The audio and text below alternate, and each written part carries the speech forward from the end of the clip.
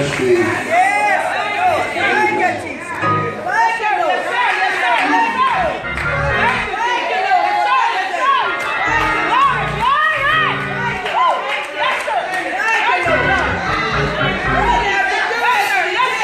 I don't know about you, but I would love to have been at church on that day when they had passed that man by all those many years, and now he's in the church building, walking, leaving, and praising God.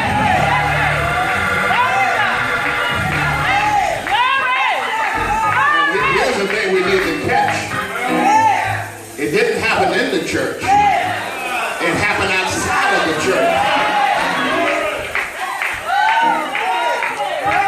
You had to go into the church to show the people how good God is. Praise God. Yes, sir. Thank you. Praise the good God. Yes, it is. Peter and John were running buddies. Peter and John were men of consistency. Every day at 9 a.m. Every day at noon, and every day at 3 p.m. They stopped what they were doing and headed to the temple, where they spent, Wilson, an hour in prayer. And now some folks won't pray for 1 minute. But they spent an hour in prayer. This time consisted of 15 minutes of silence. It would pay great dividends if some folks just learned how to be silent sometime. It was 15 minutes of silence, 15 minutes of meditation, 30 minutes of petition, and 15 minutes adoration. Personally, I think this is a neat pattern of prayer. Meditate on the greatness and the goodness of God. Are you with me? And you will be confident in bringing your request to him when you realize that even your biggest concerns are no problem for him. That's right. Your heart will be overflowed in worship towards him. Now I want to jump down to that 4th verse. We find these words, and Peter, fastening his eyes upon him, the lame man, with John said, "Look on us." What would the lame man see? Two poor men, Galilean fishermen, but 2 men in touch with Jesus and filled with the Holy Ghost. Yes, sir. Go ahead. They wanted him to see Jesus. Yes. But the lame man was not ready for that yet. He must first see Jesus in them. Are y'all with me? The poor lame man is a cameo of the human race. Men are born lame. With standing before God, they stumble and fall through life. They have nothing. The very best person in the world outside of Christ is a hopeless spiritual cripple born that way. The wealthiest man is a spiritual beggar. And there he lies, his worn, woe-begone face eagerly scanning the faces of others, hoping that there's hope for help, and rather lifting his thoughts much higher than that in the pity of the charity of men. They lay him at the gate, beautiful, at the gorgeous gate of a dead religion. A religion that boasted of its law and legitimacy, but that could do nothing for this lame man. It found him a beggar and left him a beggar. And I tell you, such a religion is no good for anybody. Peter and John said, "Look on us," said Peter. whose idea was to redirect the beggar's thoughts from his rags, from his religion to the Redeemer. Look on us. Dare we say that to those around us? Are we such a reflection of Christ that to look on us is to look as it were on him? The lame man was looking at Peter and John. Peter and John was looking at the lame man. And hundreds of people went into the temple were looking at him. And the question today is, what are you looking at? Many great and not so great people have tried to define the meaning of life. One man said life was but a campaign or a course of travel and seeking after fame. It was oblivion. To another, life was a series of agonies, a cavalry which we can climb and only on bruised and aching knees. And yet to another, life was a series of surprises and was not worth taking or keeping. It was otherwise for James Russell Lowell, who was an American poet, a critic, essayist, editor, and diplomat. To him, life was but a womb wherein we are shaped and shaped to be born into the next life. Martin Luther King Jr. viewed life as a cause to die for. He said, find the cause and you begin to live. I have the utmost respect for James Russell Lowell and Martin Luther King Jr. But I tell you today, I really don't want to talk about them. I want to talk about Lucy and Charlie Brown.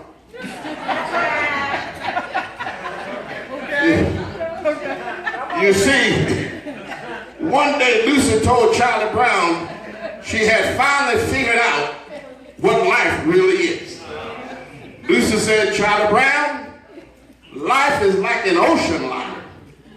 And she said on this ocean liner, there are three types of people. She said the first group of people leave their cabinets and come out onto the deck with their chairs in their hands. They walk all the way to the back of the ship, and there they unfold their chairs and sit there looking at ripples which the ship has made. This group of people enjoy looking at where they have been. Lucy said to Charlie Brown, the second group take their chairs and they go all the way to the front of the ship and unfold their chairs, and they sit there watching everything in front of them. Charlie Brown, this group like to look at where they are going. And the third group, Charlie Brown, y'all know Charlie Brown, took their chair and they go to the middle of the ship, and there they unfold their chairs and sit down. Charlie Brown, this group never plans anything, never get involved with the program, seldom make a contribution. They just watch the scenery as it goes by. Charlie Brown, what about you? Charlie Brown said, I haven't unfolded my chair yet. Everybody have a view of life. And let me tell you how I see life. I view life as a 4-quarter football game. From age 1 to 17 is the first quarter. 17 to 35 is the second quarter. 35 to 53 is the third quarter. 53 to 70 is the fourth quarter. 70 and up, you're in overtime. I'm in overtime. Do I have anybody in the overtime? And those of you who are in the first quarter are saying, I cannot relate to those who are in the third and fourth quarter. And let me remind you, brothers and sisters, don't get beside yourself. You know you can have an injury in the first quarter that can end your whole career. Is that right? Many of our young boys are being injured in the first quarter. And oftentimes they do not recover. They're being injured by scared, weak, and sometimes prejudiced law enforcers. We are proud of our black life. And when we say black life, we don't mean to discount anybody else's life. What we are saying is we want you to put value on the black life. Is that right? Yeah, these young boys are being injured in a whole lot of ways by an education system that was not designed for them. Now, some injury, Kenny, are self-inflicted. Things like a lack of vision, lack of self-motivation, a lack of self-respect, lack of self-determination and self-discipline, a lack of hope. These are self-inflicted injuries. Everyone has the vision what life is. But I like how the life giver Jesus defined life. He linked life to a treasurer in the field. Find it and you find life. But if you have a problem relating to the treasurer, then follow me.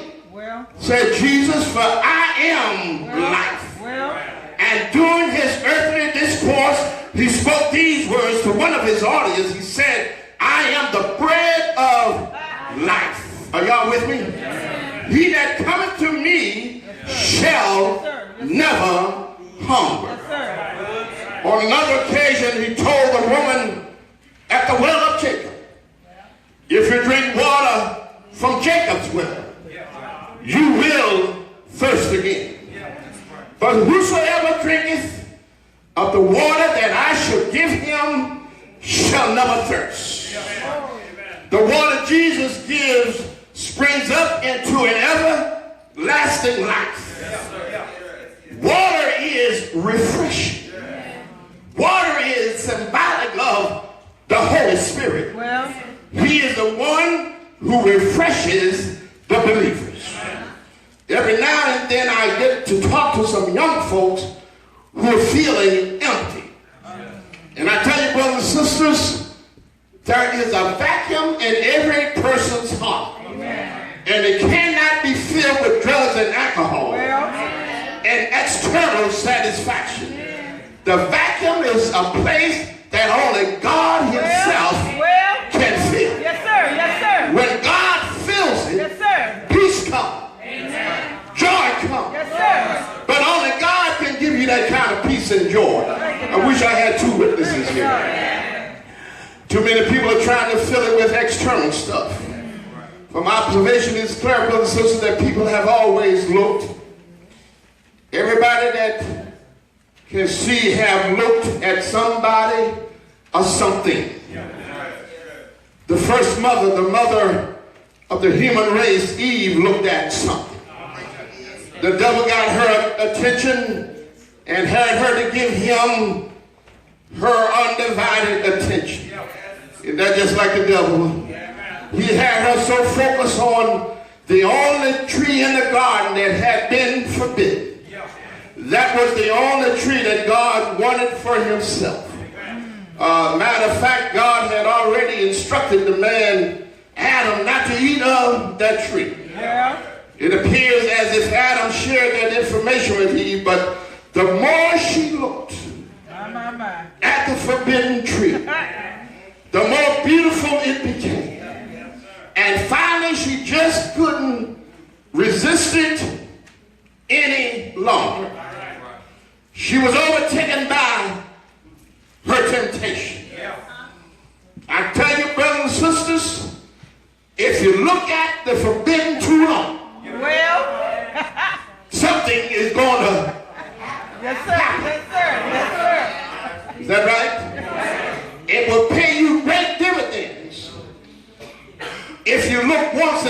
twice.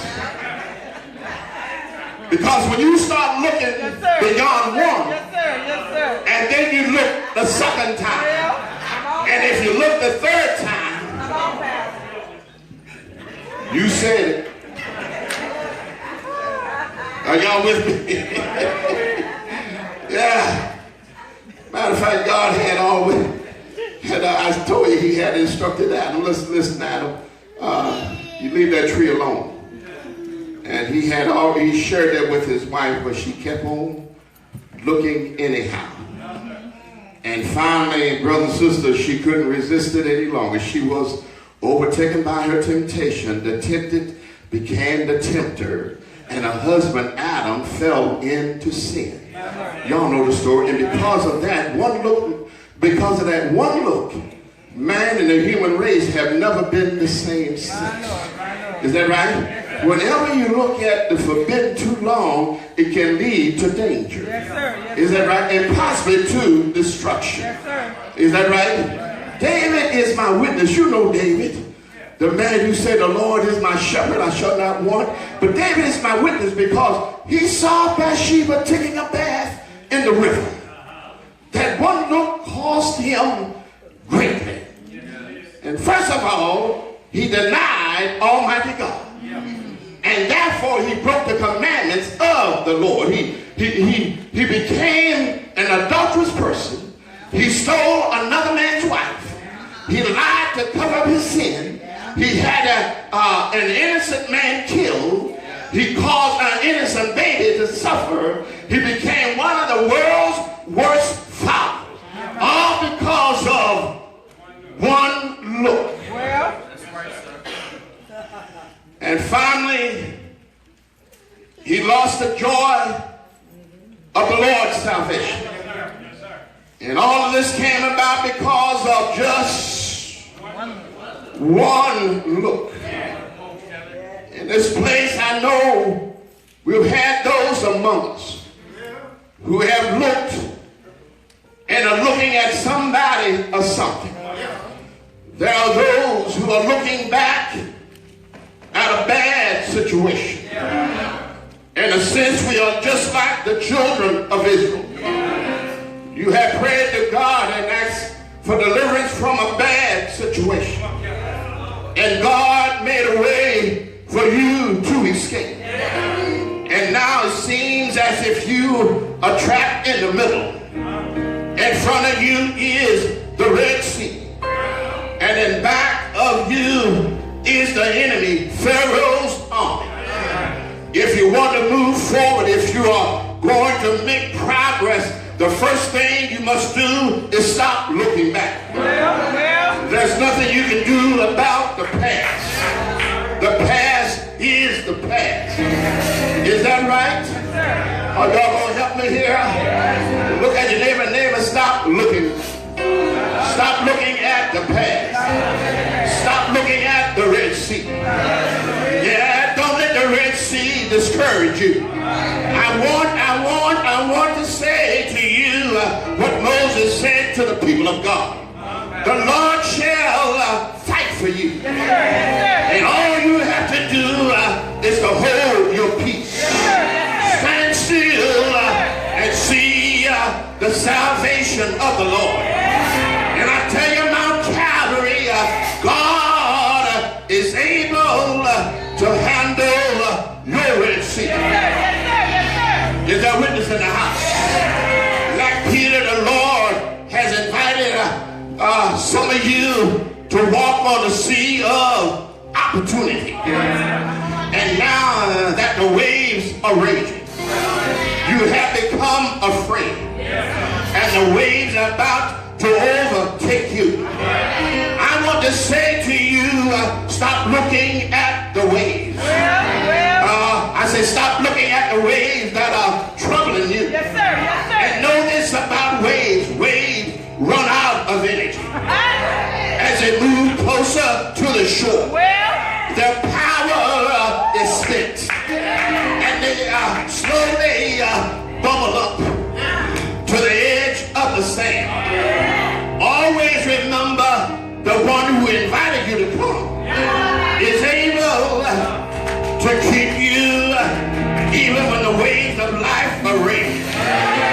Be sure of this, that he which began a good work in you will perform it until the day of Christ. Yes, if I were going to close now, I would tell you, forget the past. And don't worry about the waves. It's all right? Because God is big enough to handle your waves. Is that right? He's powerful enough to handle your trouble. Is that right? Is that right? So many times I have looked at this story about this certain lame man. I have experienced two emotions. One of sadness and one of excitement.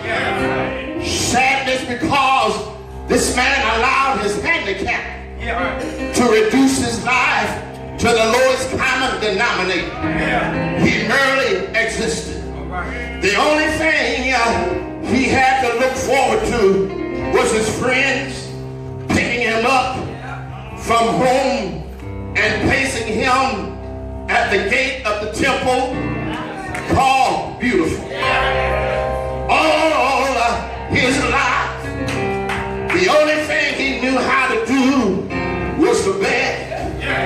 7 days a week he sat there with his cup in his hand.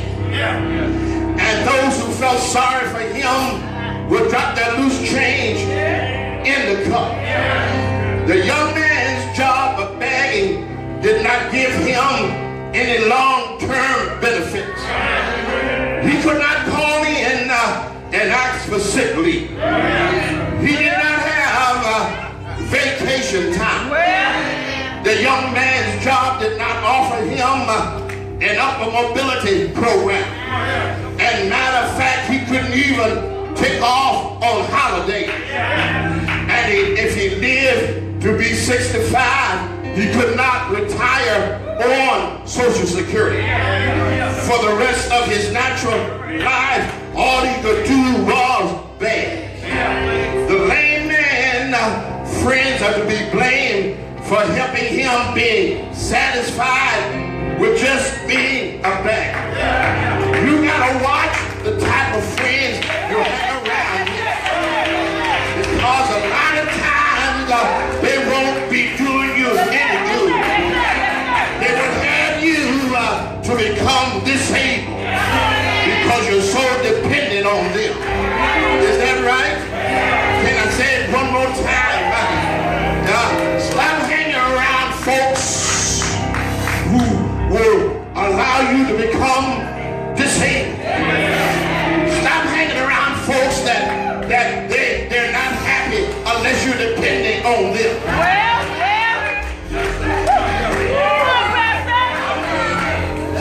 Some folks do things for you to keep you in captivity. Can I get a witness here? The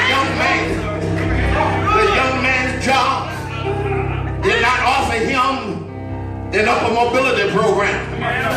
I told you that, didn't I? His friends, they were the one who carried him every day and placed him where he could receive his lunch money. They never once tried to encourage him to do something else. They never told him that he was bigger than his handicap. They never explained to the lame man that God had blessed him to have other faculties that was operational and available for him to use. The Bible tells us that this man had a problem with his feet only. There was nothing wrong with his back. There was nothing wrong with his eyes and hands. And there was definitely nothing wrong with his mind. His friends should have told him that creative power does not come from the feet, but but from the mouth. Well, We must not allow our handicaps to defeat us. We must use them as our launching pad to carry us to higher heights. Is that right? If I had been a friend of this lame man, I would tell my friend, you don't need feet to be a composer. And you don't need feet to be a writer. You don't need feet to sing God's glory. You don't need feet to be an architect. And you don't need feet to be a designer engineer. And you don't need feet to be a motivational speaker. All you need is drive and determination and a vision and help from other people to encourage you along the way. Is that right? Oh God, they get ready to close now, and I know we have sent our young men and women off to college to obtain a good education. And I tell you, Mount Calvary, it's all right to take them to Howard University. It's all right to take them to Hampton University. And it's all right to take them to Virginia Union, Norfolk State and ODU, North Carolina Central and Morehouse College. But make sure you take them to Jesus. Oh Lord, when a mind get troubled, he's a mind regulator.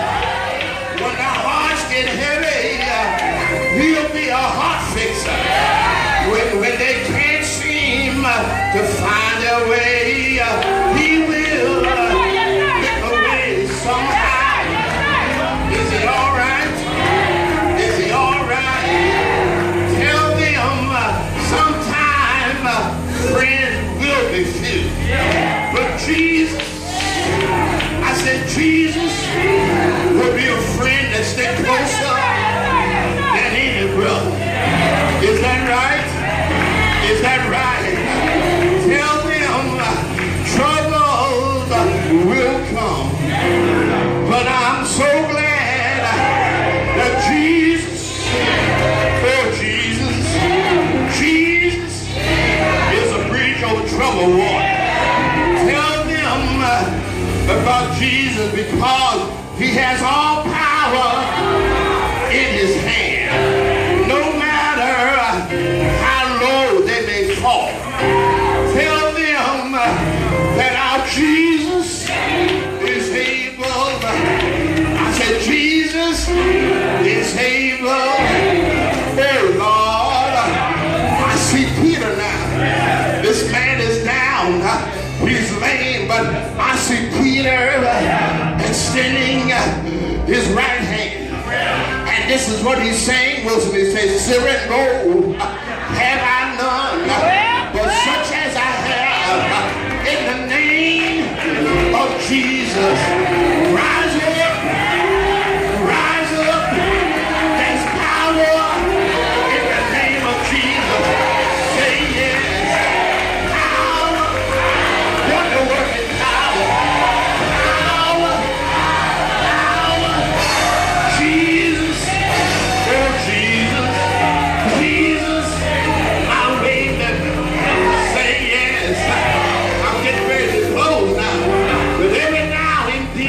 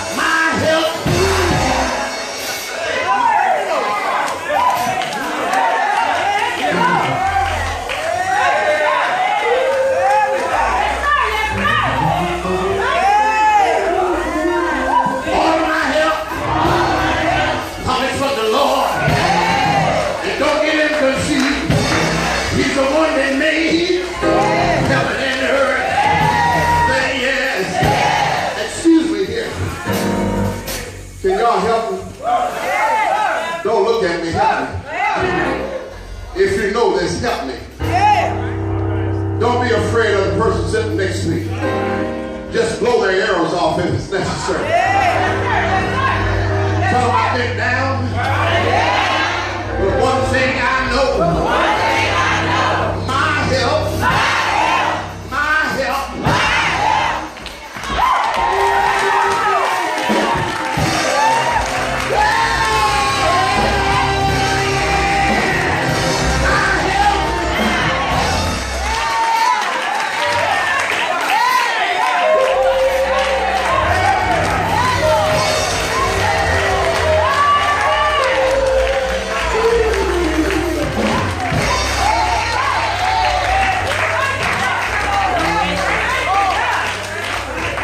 Try him.